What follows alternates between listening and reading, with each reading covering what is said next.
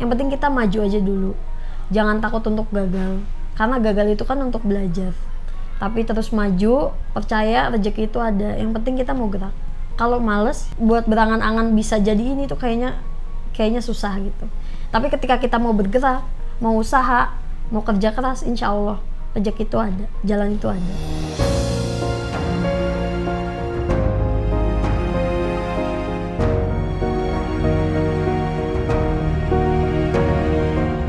Saya baru jalan ini berdua sama istri, jalannya selama 2 tahun. Ternyata lika-likunya luar biasa. Karena ini akhirnya gak cuman bicara tentang Kita berdua, usaha, gak bicara cuman saya dan istri, gak bicara cuman keluarga kita. Ini akhirnya banyak. Di balik kesulitan ternyata ada kemudahan. Di saat itu kita bersabar, kurang lebih sampai 1 minggu. Kita bersabar, kita mungkin di jalan kita nangis, di rumah kita nangis.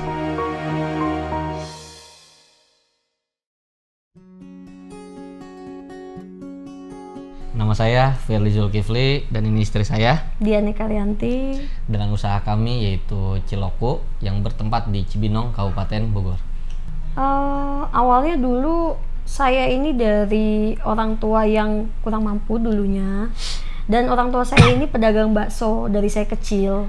Saya dulu jatuhnya hidup ya sederhana banget, sampai minum susu aja orang tua saya nggak bisa beliin. Saya dikasih air tajin, air perasan beras itu. Nah itu waktu kecil gitu. Sampai akhirnya bapak saya jualan, ya itulah inspirasi saya untuk bisa jualan. Dari kecil, dari masih sekolah tuh saya udah jualan apa aja yang misal kayak yang lagi booming di saat itu gitu. Oh teman saya lagi suka beli pernak-pernik HP nih, ya udah saya jualan pernak-pernik HP. Pas SMA jualan model Garskin, dulu lagi hype banget Garskin, kayak saya jualan. Shopee Martin saya jualan. Sampai kuliah seragam pun saya jualan kayak gitu. Terus ya awal mula kenapa bisa jualan begini, lulus kuliah dulu saya kan kuliah D3, saya ambil kebidanan. Orang tua saya pikir kalau ambil kebidanan cari kerja gampang, ternyata susah.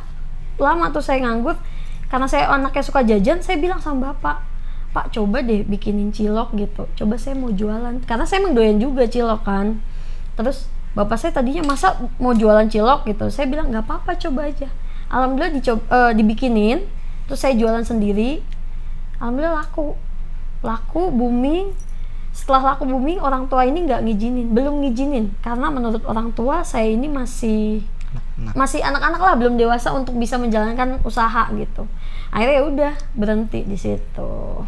Kalau orang tua saya saat ini menjadi security, bapak saya dan ibu saya dari bidang pendidikan itu sebagai guru.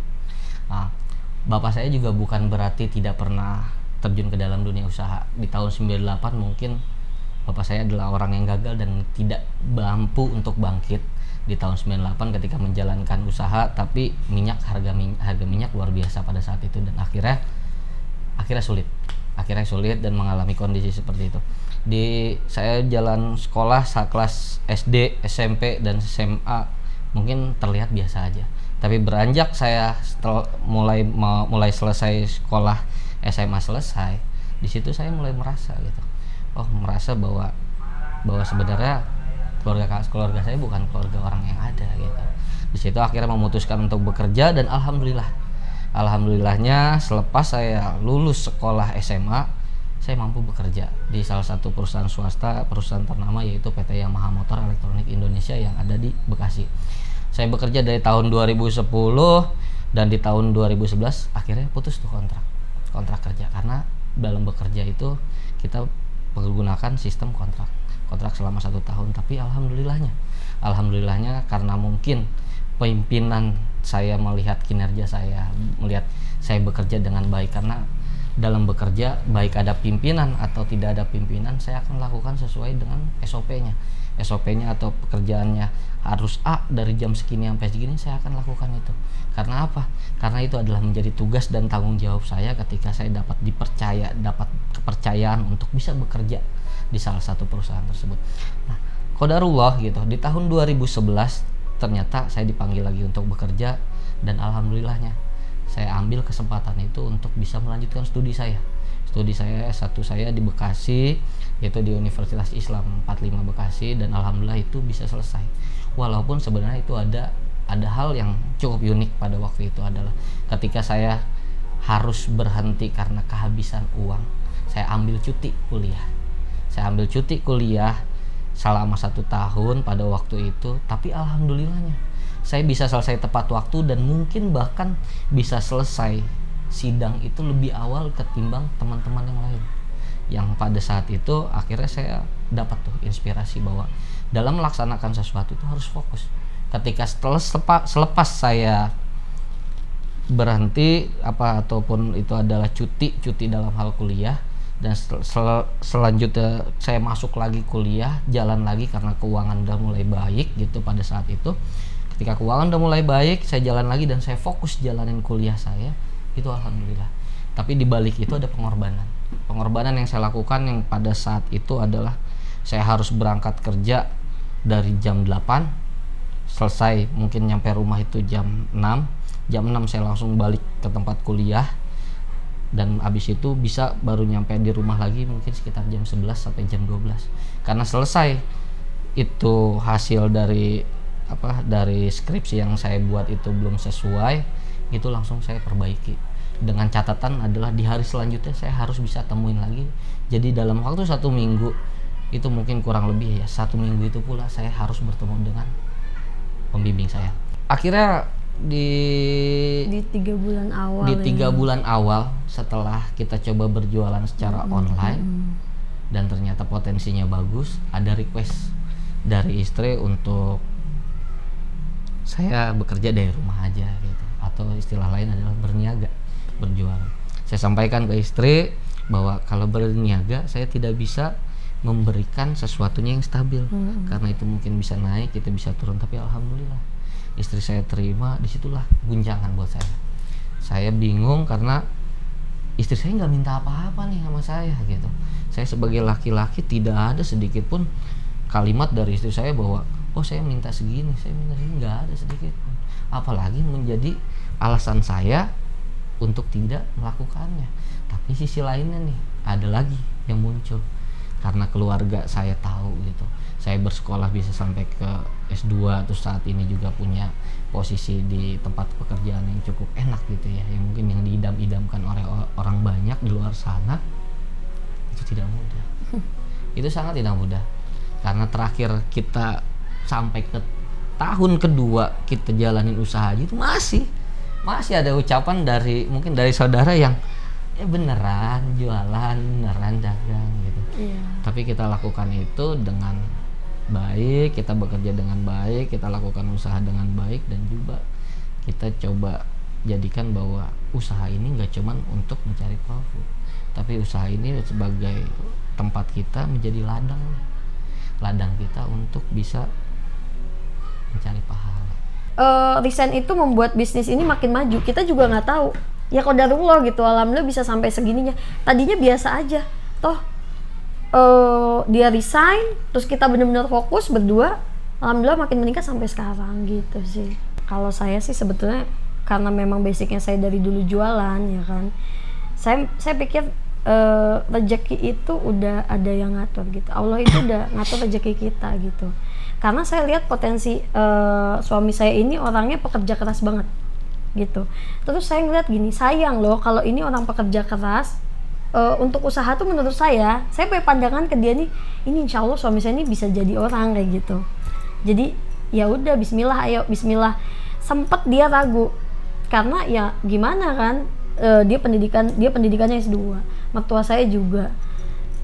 Maksudnya dari mertua juga, ini serius mau jualan cilok, dari keluarga ini serius, karena keluarganya ini kan rata-rata berpendidikan ya, gitu. Beda kalau keluarga saya emang basicnya semua orang jualan, ya kan, pendidikannya malah dibilangnya ya nol banget gitu kan. Makanya saya bilang udah Bismillah aja, siapa tahu ada rezekinya.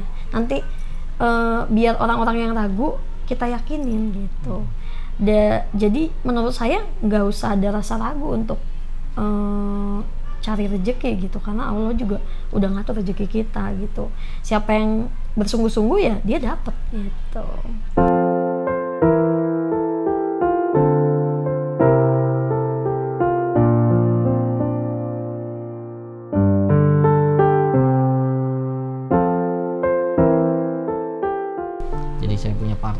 yang sebenarnya partner itu udah dikasih tahu oleh teman saya yang lain bahwa orangnya kurang baik gitu, kurang baik, kurang bagus, dan juga punya historical yang memang tidak baik gitu. Jadi kasusnya itu adalah mereka berjualan dengan atas nama Ciloku, tapi ternyata menggunakan produk yang lain. Nah, dan akhirnya saya lakukan survei ke lokasi, ternyata kejanggalan itu terjawab.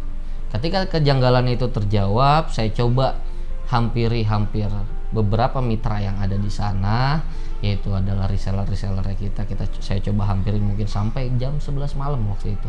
Di situ dapatlah satu poin bahwa akhirnya para mitra pun menyadari, karena komentar dari para customernya mereka adalah kok beda. Mungkin terlihat serupa tapi berbeda. Itulah yang terjadi, dan untuk membenahi itu tidak mudah. Saya akhirnya membangun kembali image bahwa Ciloku tidak ada masalah loh dalam hal pengiriman. Ciloku tidak ada masalah loh dalam hal produk. Ciloku bertanggung jawab loh ketika produknya rusak, itu akan kita perbaiki dan juga kita ganti. Itu adalah komitmen kami, karena komitmen kami untuk memberikan kualitas yang terbaik. Kita kan baru 2 tahun ya kurang lebih. Titik terendahnya ini di bulan Februari. Kita itu awal usaha karena memang bapak saya orang usaha dan beliau ini punya gilingan. Nah, beliau ini jadi supplier pertama kita dari awal. Nah, di Februari kemarin, jadi saya sama bapak ini ada yang ngadu domba, ada salah paham di antara saya dan bapak saya. Sampai bapak saya ini mau menyetop supply-nya ke kami gitu. Sedangkan kami ini belum siap gitu. Di situ titik terendah. Kita pikir semua yang ada di Ciloku ini kan sudah bergantung di sini. Banyak karyawan yang udah di sini, terus banyak ibu-ibu juga yang udah pada jualan yang bergantung di sini. Kita sih sebenarnya kalau mikirnya cuma berdua, saya sama dia santai aja, ya udahlah mungkin kita cari rezeki lain. Tapi karena sudah banyak banget orang yang bergantung sama Ciloku ini, ya inilah titik terendah kita gitu. Kalau kita sampai gagal untuk bisa ngatasin masalah ini, kasihan orang-orang yang lain gitu. Di situ sih alhamdulillahnya setiap kita kesusahan, paling susah, bingung mau gimana, ternyata pertolongan Allah tuh deket banget. Nggak tahu kenapa di satu hari itu di HP saya, di HP suami itu WA minta jadi mitra Ciloku itu sampai ratusan. Dan alhamdulillahnya ada penolong banget ya saudaranya ini. Di saat kita bener-bener lagi down banget, kita bingung harus gimana, ternyata ya lewat pertolongan saudara inilah gitu. Di Februari yang tadi sudah disampaikan sama istri saya, jadi ada miskomunikasi yang terjadi, dan sambil berjalannya waktu ternyata miskomunikasi itu bisa kita perbaiki. Nah, dan alhamdulillah hubungannya juga makin lebih baik lagi.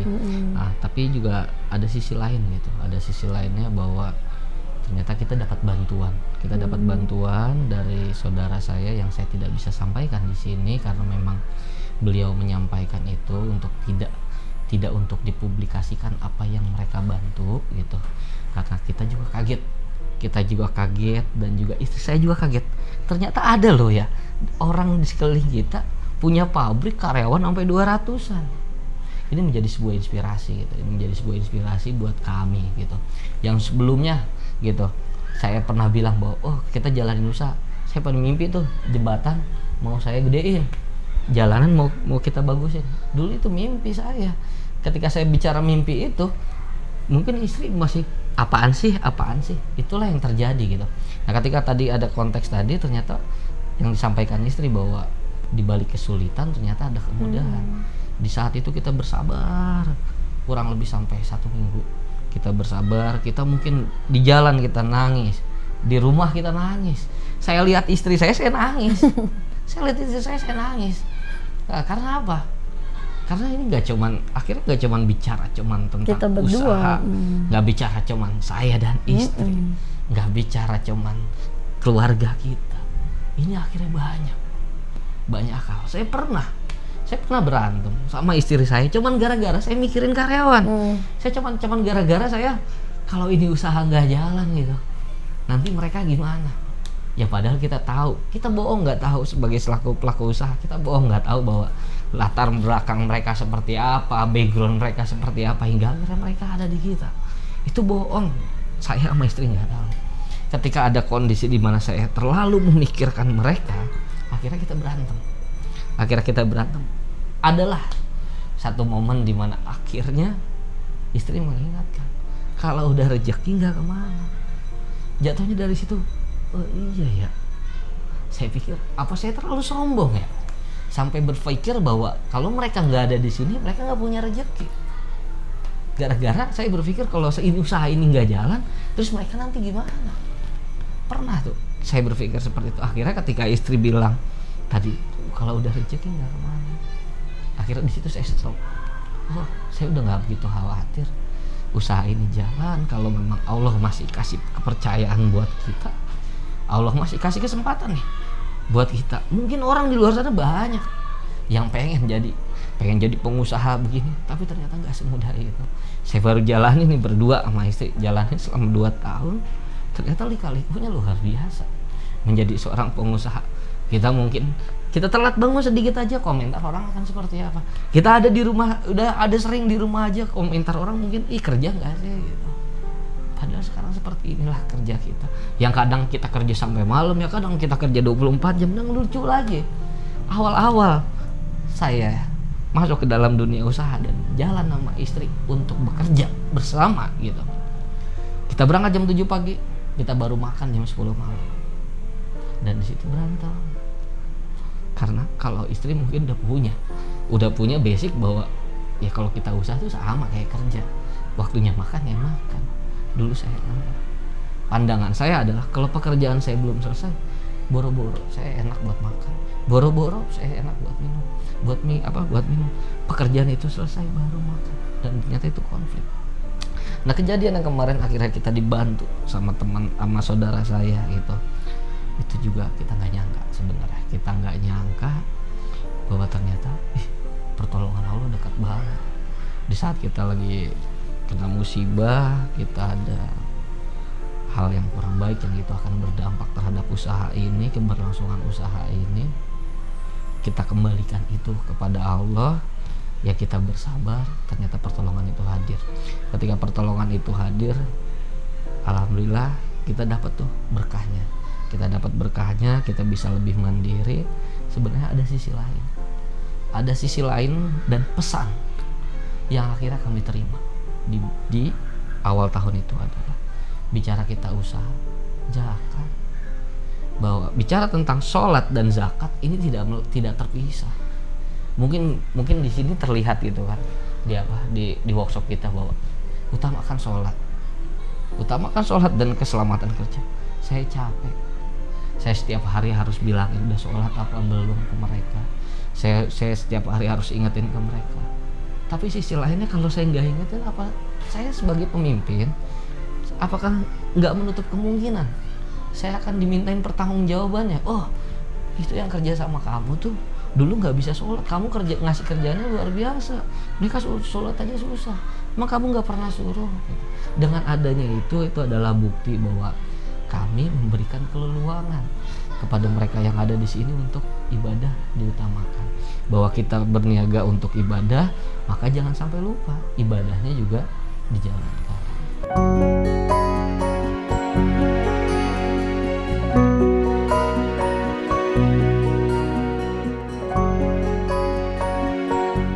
Sejak kita, apalagi di awal pandemi gitu ya, kita hadir sebenarnya untuk ngisi waktu luang kita pada saat itu. Utamanya adalah saya ketika banyak kebijakan WFH. Nah, kita mulai coba berjualan dan akhirnya kita masuk nih. Sebelumnya kita jualannya secara online, tapi akhirnya kita coba masuk ke dalam offline gitu. Kenapa sih kita coba ke offline padahal ini lagi pandemi gitu kan. Nah, kita melihat bahwa oh banyak ya. Contohnya misalnya kita naik ke Grab, bahkan mungkin ada rekan saya sendiri yang mereka adalah ya salah satu dari membernya dari Grab itu, yang itu sulit di pandemi itu sulit. Dia mau narik orang ya susah, dia mau bawa ngambil pesenannya GoFood ya susah karena banyak tempat makan juga pada tutup gitu. Yang ada akhirnya setelah berkomunikasi kita ngobrol, Pak karena kita walaupun sebaya tapi manggil Pak gitu kan ya, Pak saya cuma punya uang 60.000, saya narik saya harus beli bensin, tapi belum tentu ini saya bawa duit lagi. Saya nggak narik, ya duit cuma 60.000 nih. Ada di kondisi seperti itu. Akhirnya kita cobalah. Kita punya, alhamdulillah kita punya uang gitu kan. Kita punya ada sedikit rezeki itu dari uang hasil kemarin kita menikah ya. Ternyata jadi ada tabungan dari hasil nikah. Ada tabungan hasil nikah yang kita juga kaget sebenarnya pas kita terima itu nominalnya luar biasa. Itu kita kaget ya. Qadarullah dari uang itu kita pergunakan lah untuk usaha, sebagai modal kita gitu. Nah, yang jadi prioritas kita adalah mereka yang benar-benar terdampak dari efek itu gitu, yang akhirnya mereka bisa berjualan. Oh ternyata susah ya Pak berjualan, tapi ketika kita bisa yakini, Bu coba aja, kita nggak tahu Bu, ya mungkin tetangga juga itu khawatir namanya jualan, tapi kan kita jualannya halal Bu. Ini mah masalahnya mereka kan juga bisa belinya misal menggunakan masker atau enggak, coba Bu Ibu jualan aja di online-nya melalui GoFood dan lain-lain. Tapi alhamdulillah, dan itu bahkan sangat terbantu dengan hadirnya kita. Bahkan kita kaget ya, ada beberapa yang WA ke kami bahwa Pak alhamdulillah banget dengan adanya Ciloku, apalagi selama pandemi ini sangat membantu gitu, sangat membantu buat ekonominya mereka gitu. Yang sisi lainnya seperti itu, walaupun juga nggak semuanya berjalan mulus, nggak semuanya kita ditipu yang ngalamin, uang kita nyangkut di orang lain sampai berjuta-juta yang ngalamin gitu. Tapi kita percaya kok bahwa hidup ini sunatullahnya seperti itu gitu. Ada baik, ada buruk gitu. Ada siang, ada malam, dan juga ada rugi, ada untung. Alhamdulillah gitu bahwa pertumbuhan bisnis ini merupakan bukti gitu. Merupakan bukti bahwa kehadiran kami ini memberikan dampak buat masyarakat. Alhamdulillah dalam waktu 2 tahun kita memiliki mitra usaha kurang lebih di 350 mitra kurang lebih saat ini, dan mampu menjual produk kurang lebih 700.000 piece dalam 1 bulannya. Kurang lebih seperti itu. Berarti secara produk apa sih yang membuat Ciloku ini bagus, Ciloku ini baik? Yang pertama bahwa produk kita ini secara visual gitu, secara fisik bisa dilihat bahwa ukurannya besar. Terus ditambah lagi juga secara rasa, mungkin mereka yang sudah coba membandingkan antara cilok A, cilok B, cilok C, cilok D, dan sampai cilok-cilok lainnya, alhamdulillah testimoni itu masih masuk ke kita bahwa cilok ini masih lebih enak dibandingkan yang lain. Itu bukan kata kita. Kenapa bukan kata kita? Karena kita aja mungkin udah secara mulut udah bingung ya kalau nyobain makanan gitu, makanan apalagi misalnya ciloknya kita, karena memang setiap hari kita coba. Karena kalau memang kita nggak komentar bahwa ini berarti tidak ada yang salah terhadap proses produksi kami gitu, karena memang kualitas lah yang menjadi hal atau prioritas kami dalam berbisnis makanan gitu.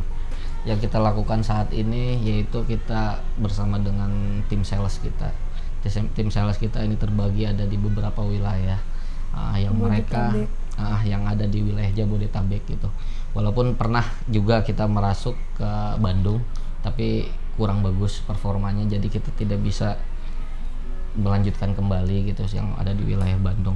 Tapi bukan berarti itu menutup kemungkinan gitu, karena ketika kita saat ini sudah mandiri, kita bisa melihat bahwa masih banyak loh potensi lain di daerah lain yang mungkin dengan hadirnya kita di sana itu bisa membantu. Entah kita akan membuat workshop baru di tempat lain atau di Jawa Tengah atau di Jawa Timur untuk bisa merambah ke mereka, atau kita bangun ruang penyimpanan yang besar di sana dengan mencari tenaga kerja yang mungkin orang sana untuk bisa menghandlenya. Itu adalah bagian dari rencana-rencana kita yang akan kita sesuaikan terhadap kondisi saat ini dan juga perkembangan dunia bisnis seperti apa. Ya, kalau pilihan untuk itu adalah kemitraan gitu. Nanti kemitraan itu nanti kita misalnya ada di tempat B, ada di tempat A, itu nanti bisanya akan kita arahkan gitu. Akan kita arahkan nanti silakan menghubungi tim kita yang di sana. Nanti itu akan dilakukan survei lokasi dan lain-lain sebagainya oleh tim kita. Tim kita akhirnya memberikan laporan ke kita bahwa itu sesuai dengan kriteria, maka kita akan ACC. Lalu kita akan persiapkan perlengkapannya gitu. Nah, kurang lebih seperti itu. Kalau untuk nilai investasinya saat ini 350.000 saja. Kenapa kita ambil di angka 350.000 itu secara global, bahwa kita berpikir bahwa dengan hadirnya kita ini bukan untuk memberatkan mereka, bahwa hadirnya kita di sini untuk membantu mereka. Syukur-syukur ketika mereka ada atau menjadi mitra kita, ternyata dampak secara ekonominya terbantu. Itu adalah mimpinya kita gitu. Untuk teman-teman yang pada mau ikut join atau bergabung bersama kami, atau juga bisa kalau misalnya nanti kita lagi buka lowongan pekerjaan bisa dilihat ya, itu bisa dilihat di website kita di kbk.ciloku.com. Di situ tertera mengenai informasi lowongan pekerjaan dan juga untuk kemitraannya. Nah, untuk biayanya itu hanya Rp350.000.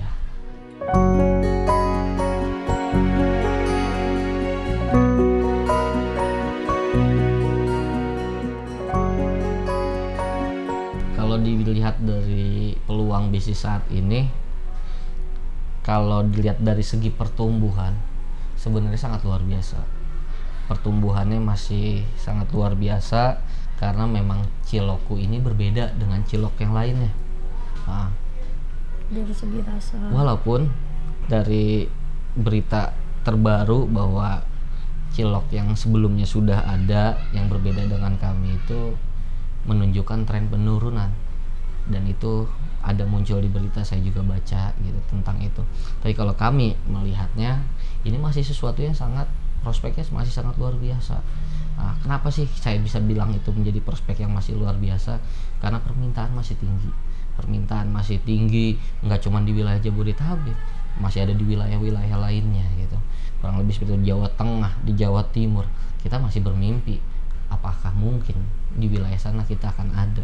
Tapi kalau kita nggak pernah bermimpi juga kayaknya nggak bakal maju nih usaha gitu. Nah, lalu selanjutnya adalah itu juga dibuktikan gitu. Itu dibuktikan dengan penjualannya. Penjualan kami dari bulan per bulannya alhamdulillah mengalami kenaikan. Walaupun kenaikan itu kadang fluktuasi, apalagi pada saat masuk ke bulan Ramadan itu turunnya sangat luar biasa. Tapi alhamdulillah kita mampu untuk build up kembali gitu. Nah, jadi secara prospek sejauh ini masih bagus, walaupun kondisi global lagi nggak bagus. Kita bisa tahu bahwa harga bahan baku saat ini lagi berantakan, dan itu menjadi tantangan bagi kami untuk menjawab bahwa kualitas adalah prioritas kami di tengah kondisi harga bahan-bahan yang sedang luar biasa tidak baik. Kalau buat yang mau usaha, menurut saya ya jalanin aja. Kalau saya itu kalau mau usaha, yang penting kita maju aja dulu. Jangan takut untuk gagal, karena gagal itu kan untuk belajar. Tapi terus maju, percaya rezeki itu ada. Yang penting kita mau gerak, jangan malas. Kalau malas, buat berangan-angan bisa jadi ini tuh kayaknya susah gitu. Tapi ketika kita mau bergerak, mau usaha, mau kerja keras, insya Allah rezeki itu ada, jalan itu ada.